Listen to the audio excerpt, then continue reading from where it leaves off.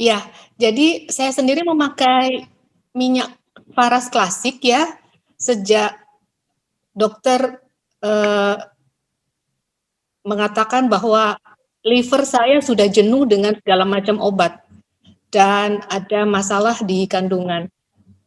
Sehingga nilai CA, itu nilai kanker saya itu meningkat terus. Akhirnya sejak saat itu, sejak dokter bilang, "Hentikan semua obat-obatan ataupun suplemen," saya fokus di Faras, memakai Faras. Perjuangan 10 tahun dengan Faras 8 bulan Pak Putu, saya sembuh dari kanker saya. Dan sejak ada pandemi, dari sejak Maret 2020, saya fokus untuk membantu yang mengalami atau terpapar COVID, baik yang sakit, gejala ringan maupun yang sehat, untuk teman-teman yang sehat. Jadi ternyata dengan aromaterapi, lalu hirup, lalu dibawa kemana-mana saat mobilitas tinggi, itu sangat membantu untuk mencegah agar kita tidak sampai jatuh sakit karena paparan COVID. Saya kerja di militer, sehingga saat ada bencana ataupun pandemi seperti ini, justru kita harus banyak beraktivitas karena tugasnya kita langsung untuk menolong masyarakat. Karena itu resikonya besar sekali untuk terpapar. Seringkali kita merasa tidak aman karena hazmat atau APD yang kita pakai juga terbatas ya. Tetapi kemudian saya belajar, dari saya sakit dengan minyak Faras saja 8 bulan, sakit saya yang menahun bisa sembuh.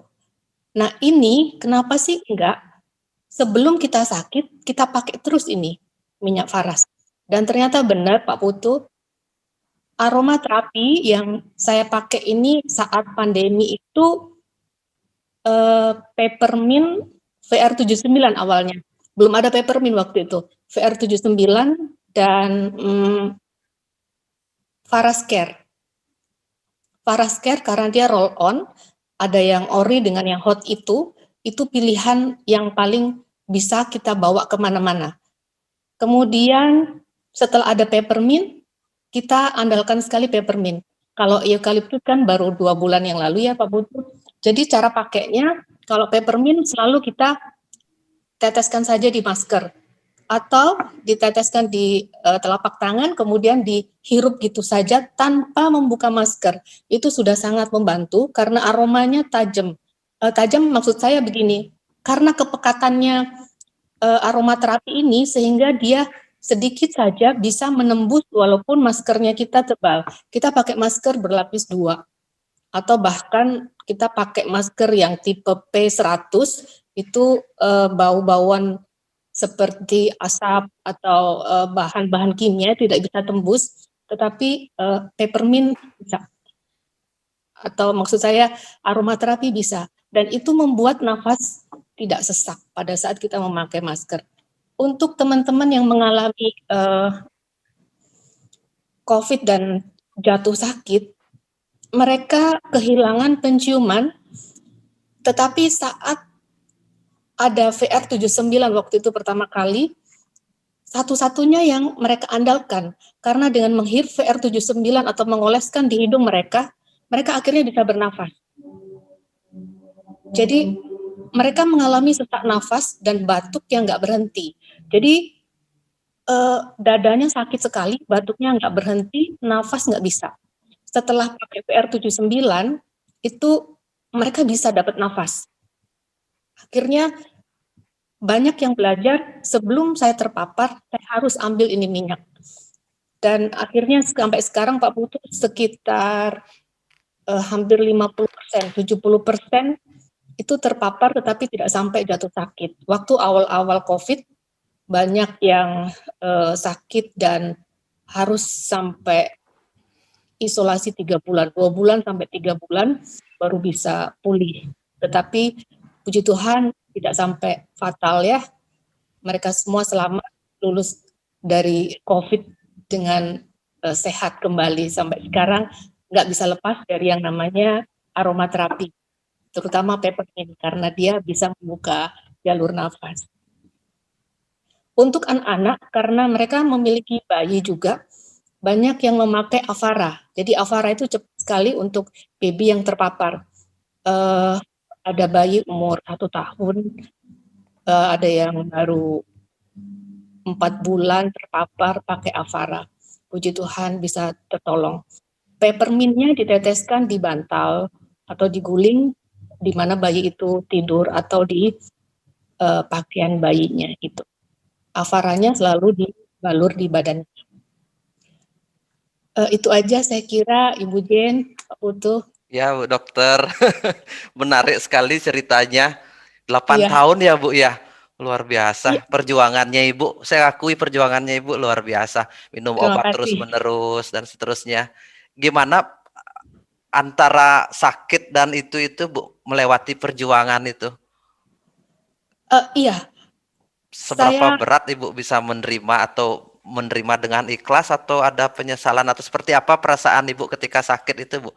Saya pribadi pengen tahu cerita orang yang melewati sebuah perjuangan.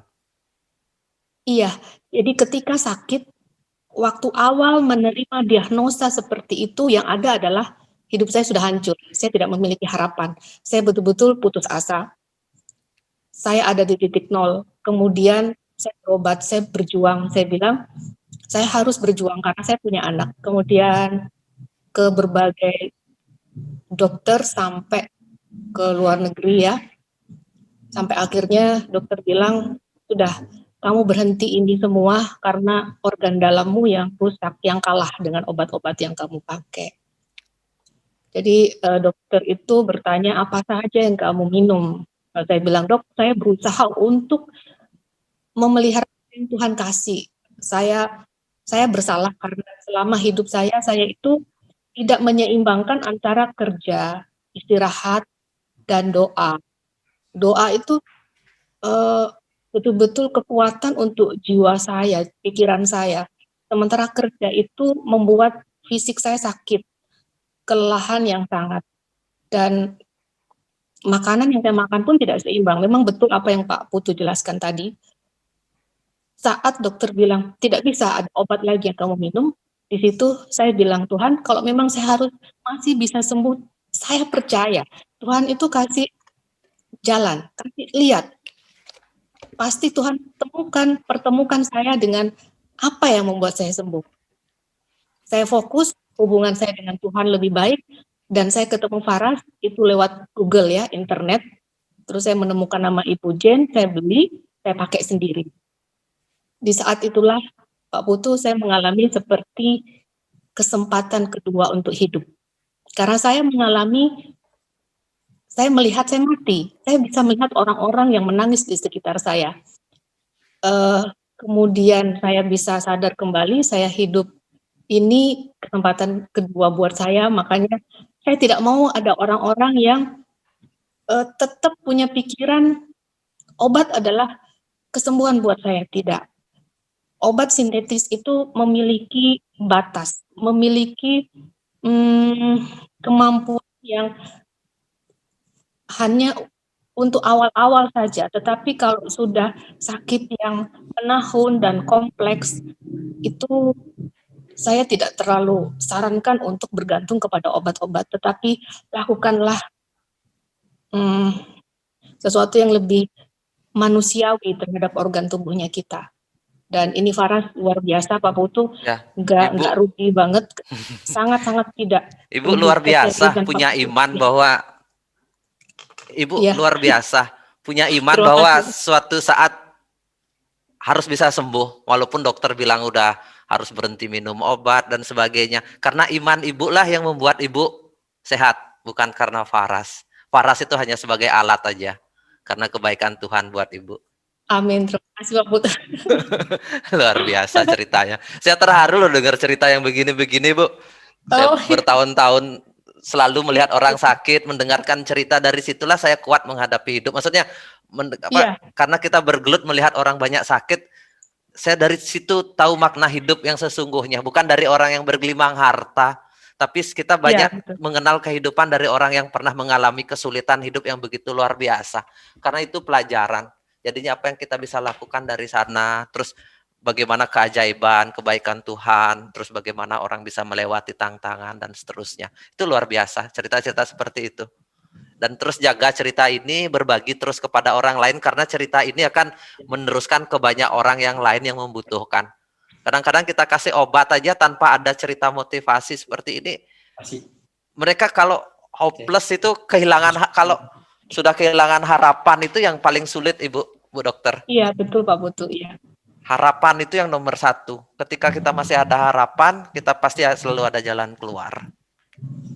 Terima kasih banyak cerita yang menarik malam hari ini.